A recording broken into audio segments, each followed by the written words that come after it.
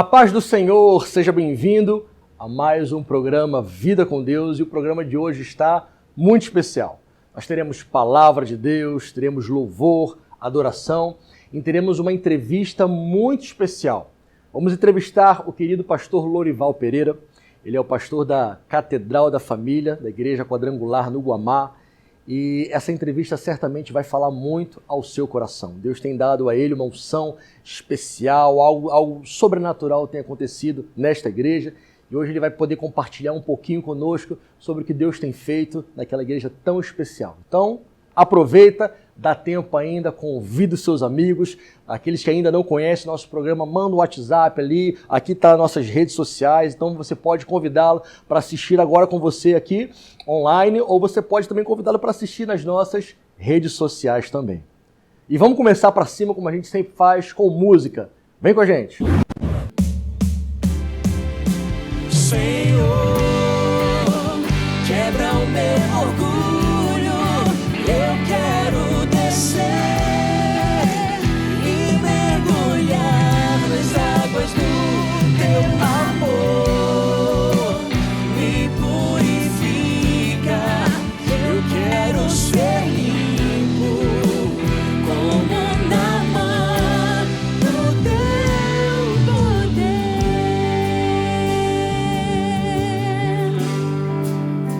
Quando o meu eu e o meu orgulho descer comigo e se misturar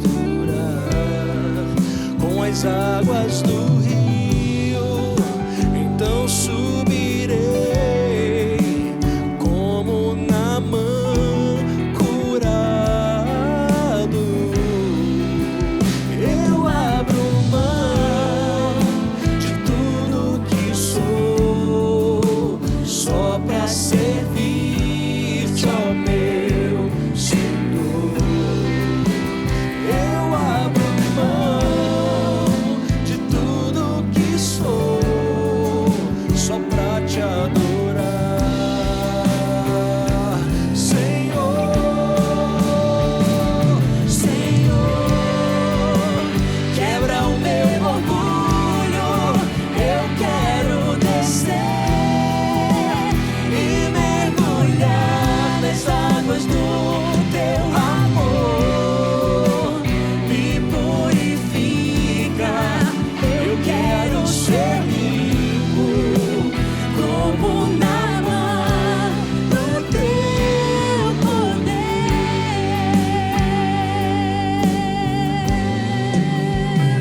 Do teu poder.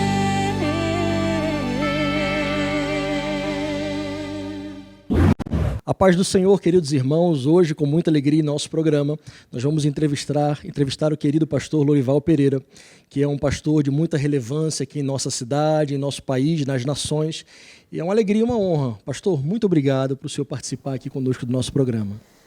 Prazer é meu, programa abençoado, Vida com Deus, que tem sido um instrumento poderoso para a pregação do Evangelho e edificar a Igreja de Cristo. Amém. Pastor, todo mundo conhece já a igreja aqui, a Catedral da Família aqui em Belém.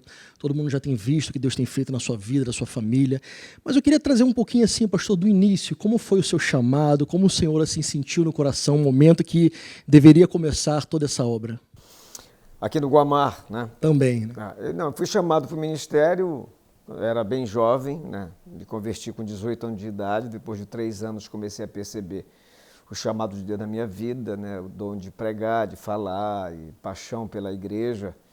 E a partir desse momento que eu senti a direção de Deus, comecei a me preparar para me tornar um pastor. Eu sempre coloquei no meu coração o desejo de ser um pastor que pudesse deixar um legado através do meu ministério, para que eu não fosse um pastor que não tivesse uma relevância importante no reino de Deus, até para inspirar outras pessoas. Eu me dediquei muito nisso, me preparei muito para ser um pastor com um trabalho relevante, e a graça de Deus alcançou meu coração de tal forma que eu tenho realizado esses objetivos.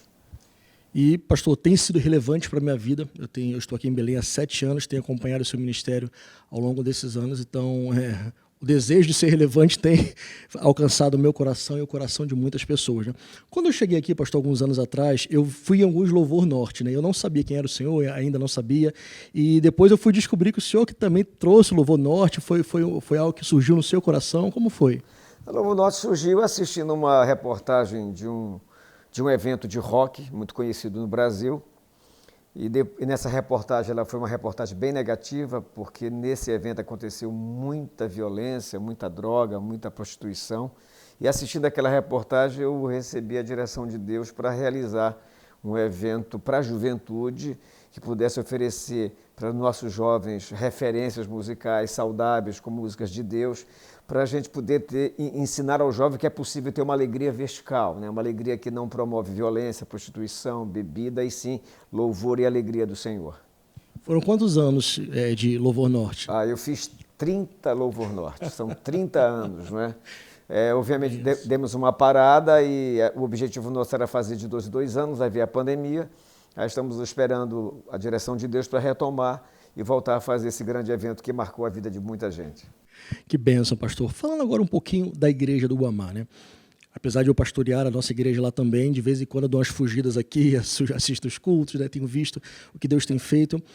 Qual é assim, a missão da igreja aqui no Guamá? Qual foi o direcionamento que Deus deu para o senhor para trabalhar aqui especificamente nesta igreja local? Eu sempre persegui um modelo de igreja que pudesse promover um crescimento maravilhoso. Eu sempre estudei sobre isso, eu pesquisei muito, li vários livros. Um dos livros que impactou a minha vida foi do Pon Yong-Chul, o Davi Yong-Chul, que era o pastor da maior igreja do mundo, hoje ele já está com o Senhor. E lendo a vida dele, sobre a igreja dele, senti no coração o desejo de aprender sobre igrejas de grupos pequenos, que nós chamamos de células, e vi ali uma grande oportunidade. Por ser um pastor de poucos dons, eu sou mesmo, o único dom que eu considero que eu tenho é o dom do ensino e da palavra, eu vi na igreja em célula um caminho que eu pudesse ver no meu ministério algo relevante a nível de crescimento de igreja local. E a partir disso começamos a implantar aqui no Guamá, né, os grupos pequenos, as células, e o crescimento foi extraordinário.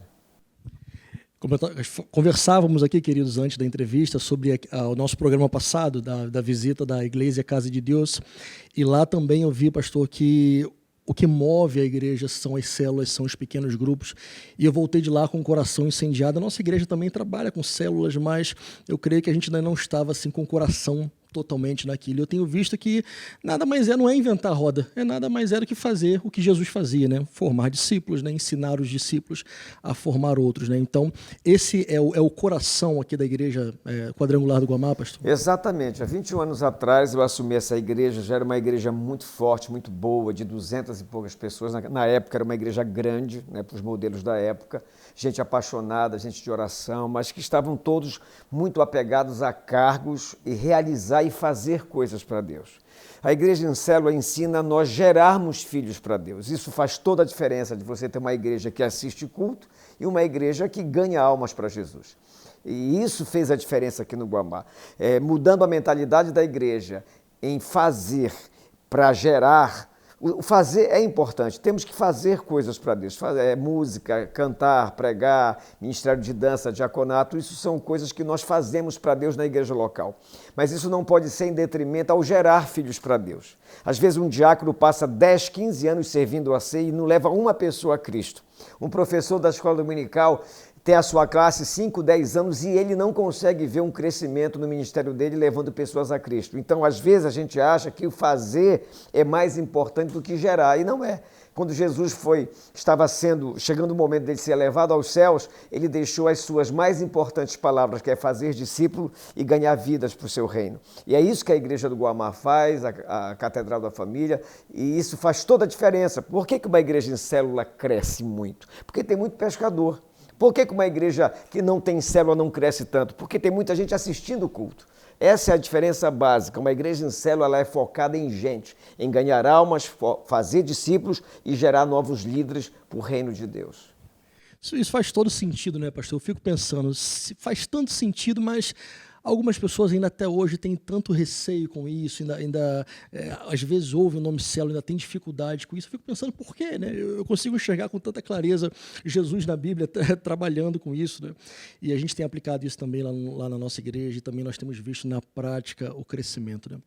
Pastor, eu queria assim também, assim, eu tenho certeza que tem muitos jovens pastores aqui que assistem, nosso público ele é bem variado, mas a gente recebe feedback de bastante jovens ministros, jovens pastores, né?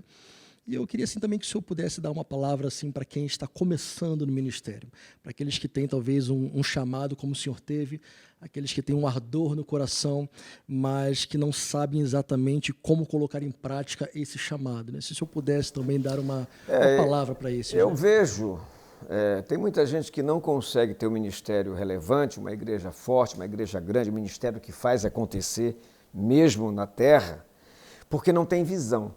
Deus não vai dar unção para quem não tem visão. E como é que a visão vem para um pastor, para um obreiro? É quando ele se aplica à leitura da palavra, é um estudioso da palavra e além disso, ele pesquisa. Por exemplo, eu viajei o mundo inteiro para pesquisar sobre igrejas grandes. Por quê? Se um pastor tem o que você não tem, é porque ele sabe o que você não sabe. Então, em vez de você ficar desdenhando, e às vezes isso acontece no meio pastoral, as pessoas começam a desdenhar, não, a igreja dele batiza porque batiza muita gente, porque batiza de qualquer jeito. Mas tem igreja que não batiza de jeito nenhum. Não é?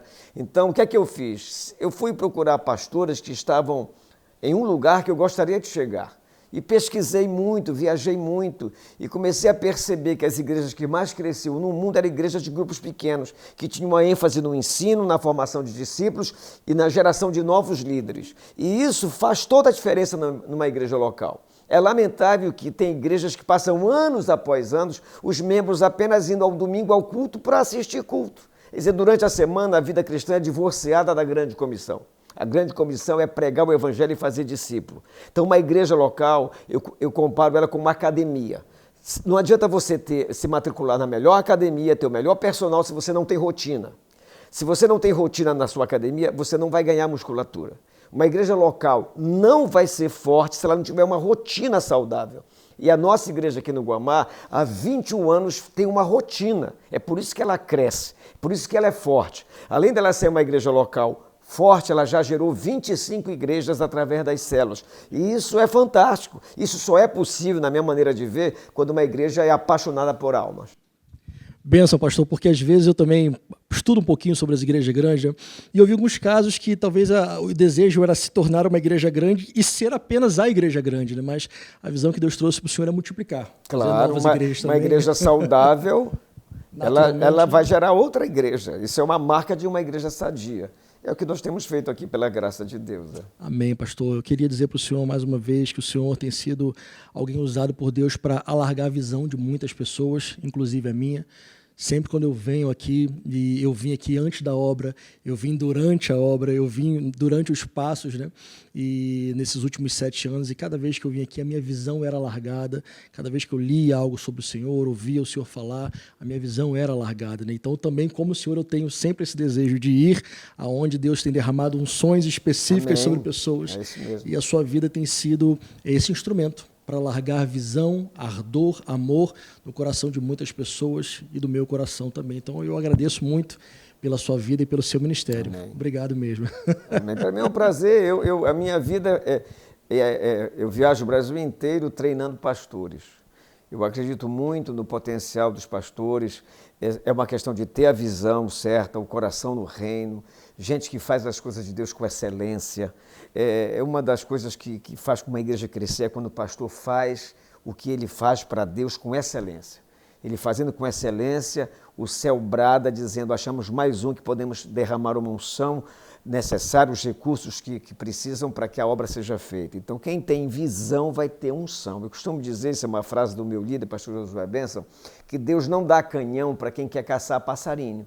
Se você não tem uma visão grande, para que você vai ter uma unção maior? Então, tenha visão de coisas maiores, de grandiosas, porque o nosso Deus é um Deus grande, que essa unção virá sobre a sua vida. Pastor, muito obrigado. Tenho certeza que essa entrevista, para todos os nossos queridos que estão nos assistindo, vai impactar e mudar corações, com certeza. Que Deus abençoe o senhor, sua família, seu ministério, Que Deus continue derramando sobre o Senhor cada vez mais para que mais vidas sejam ganhas. Muito obrigado pela oportunidade de poder falar um pouco sobre a Igreja do Guamá, a Catedral da Família, falar sobre o que ela faz para a glória de Deus e dizer aos pastores da nossa cidade, da Grande Belém, até do estado do Pará, que nos assistem, venham aqui no Guamá. Eu tive que viajar o mundo inteiro, gastei uma fortuna para pesquisar sobre igrejas grandes. Hoje você tem uma aqui. Não é só a minha, tem muitas igrejas poderosas da cidade. Visite essas igrejas, pelo amor de Deus. Converse com pastores que estão aonde você quer chegar. E eu tenho certeza que Deus vai usar esses pastores para te abençoar, largar sua visão e, consequentemente, você também ter uma igreja forte e relevante na sua cidade, no seu bairro. Muito obrigado por tudo.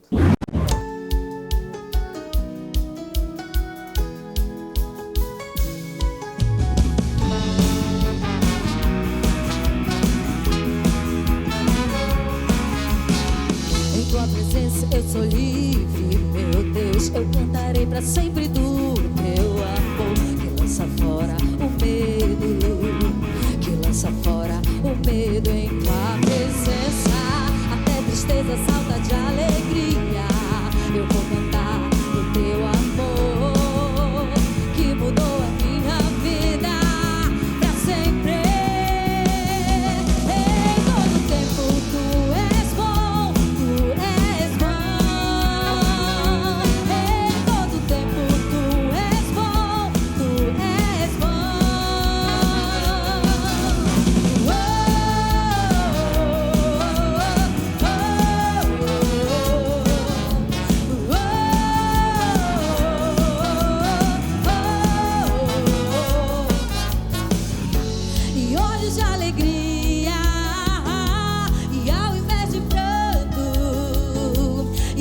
De louvor ao invés de espírito angustiado, e olhos de alegria e ao invés de pranto, e vestes de louvor ao invés de espírito angustiado.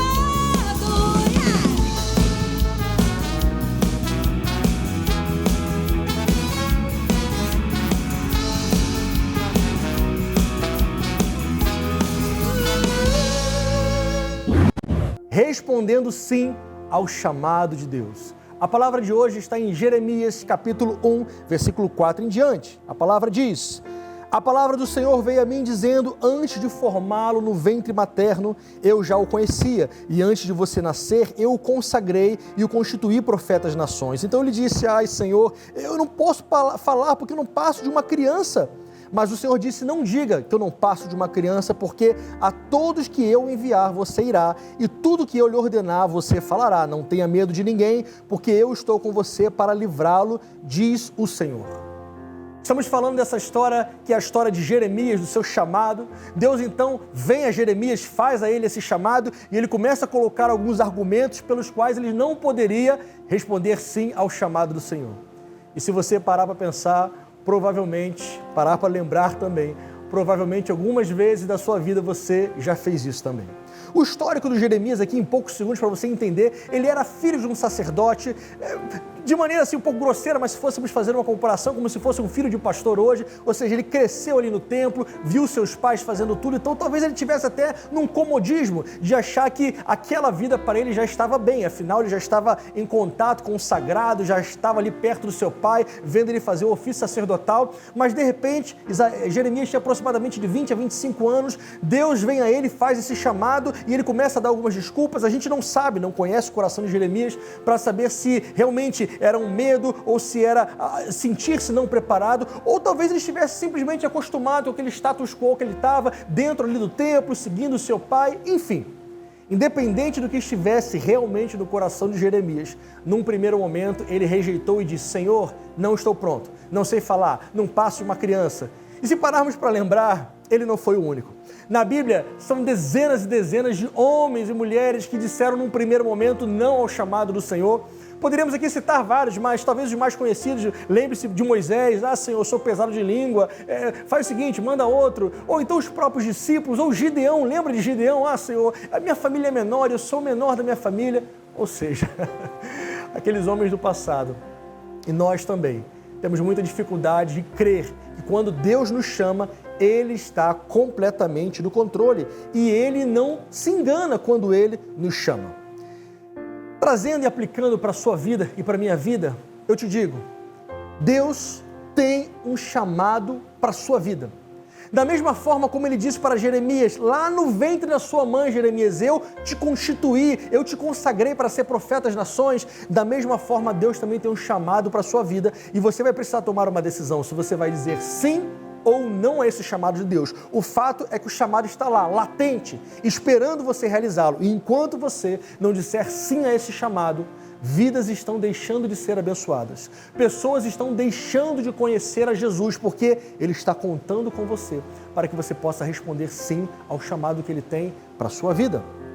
Observe aqui comigo que aqui no versículo 7 e no versículo 8 que a gente leu, Deus disse assim, não diga que você é uma criança. Não fala isso porque o que eu mandar você falar, você vai falar. Deus, irmãos, não se limita pelas nossas capacidades. Quando Ele nos chamou, Ele já sabia dos nossos pecados, das nossas falhas, das nossas mazelas, das nossas incapacidades, dos nossos medos. Enfim, Ele sabia disso tudo. Então, quando Ele chamou você e a mim, Ele não se enganou. É claro que a gente tem umas crises de vez em quando. Eu, quando olho no espelho, alguns dias eu falo, Senhor, eu não tenho capacidade para ser tudo aquilo que o Senhor espera de mim. Eu sei disso. Mas, Senhor, eu não vou parar.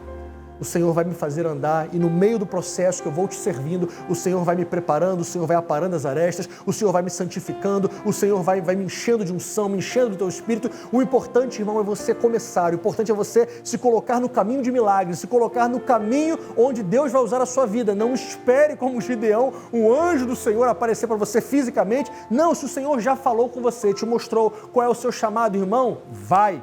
Você não está pronto, eu sei disso, eu também não estou pronto, mas o Senhor mesmo assim nos chamou. Ele vai nos preparando no meio do caminho. Você precisa de fé para crer e viver isso. Os últimos versículos, versículo 9 e 10. Depois o Senhor estendeu a mão, tocou na minha boca, Jeremias falando, e o Senhor me disse, eis que ponho hoje as minhas palavras na sua boca. Veja que eu te constituo sobre as nações para arrancar e derrubar, destruir e arruinar, e também para edificar e plantar. Quando você estiver exercendo na plenitude o seu chamado, não serão as suas palavras, não vai ser a sua oratória, não vai ser o seu poder, nada disso. Vai ser a palavra do Senhor nos seus lábios que vai transformar a vida de muitas pessoas. É por isso que não se baseie no seu próprio entendimento, não confie apenas na sua própria experiência. Saiba, tudo que você for fazer pelo Senhor é por Ele, para a glória dEle, e a força e o vigor vem dEle. As palavras que você falar, tudo vai vir dEle. Por isso, confia. Se entrega nesse chamado, porque o Senhor quer usar a sua vida. Responda sim ao chamado de Deus. Não esqueça de compartilhar também essa mensagem com muitas pessoas, para que outros sejam despertados também para o chamado do Senhor. Deus te abençoe!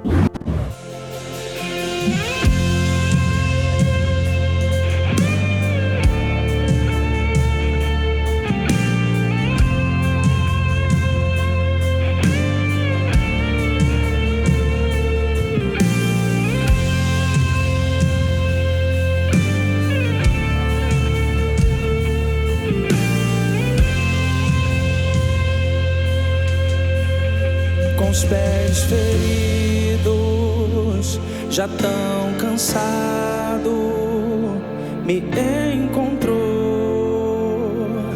e me curou. Ali caído, tão longe estava, mas me encontrou e me curou.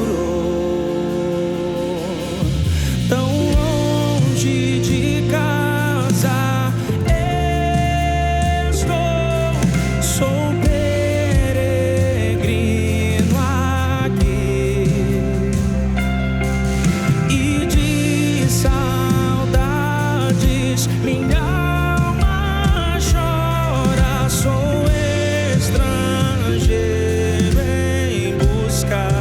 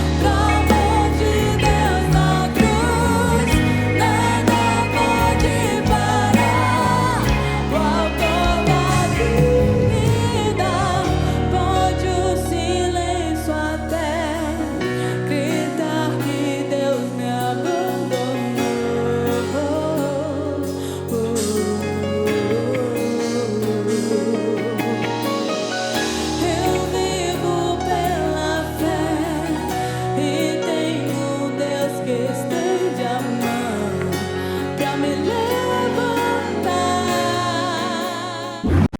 Chegamos ao fim de mais um programa Vida com Deus. Tenho certeza que foi uma bênção na sua vida ouvir nosso querido pastor Lorival contar sobre a igreja, sobre o seu chamado. Certamente incendiou o seu coração.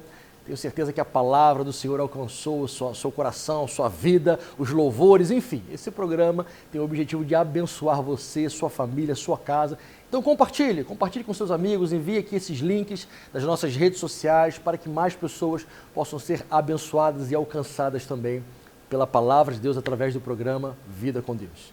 Você me permite fazer uma oração pela sua vida, pela sua casa? Senhor Deus Todo-Poderoso, te agradeço por estar aqui com este meu irmão, com esta minha irmã. Podendo juntos, Deus, ouvir da Tua palavra, poder juntos cantar, louvar o Teu nome, ouvir, Deus, homens e mulheres de Deus que o Senhor tem levantado, Senhor, para fazer diferença em nossa nação, em nossa geração. Muito obrigado, Senhor, obrigado. Quero te pedir, Senhor, por esta família, que se porventura, Deus, alguém dentro deste lar não estiver se entendendo, se as coisas não estiverem boas ali, eu te peço que a Tua paz possa entrar nesta casa, que o Senhor possa levar também a Tua provisão, que o Senhor possa levar a Tua presença, que esse lar seja cheio da Tua presença, em nome de Jesus. Nós oramos e abençoamos esta família, este irmão, esta irmã. Amém. Que Deus te abençoe. Até o próximo programa.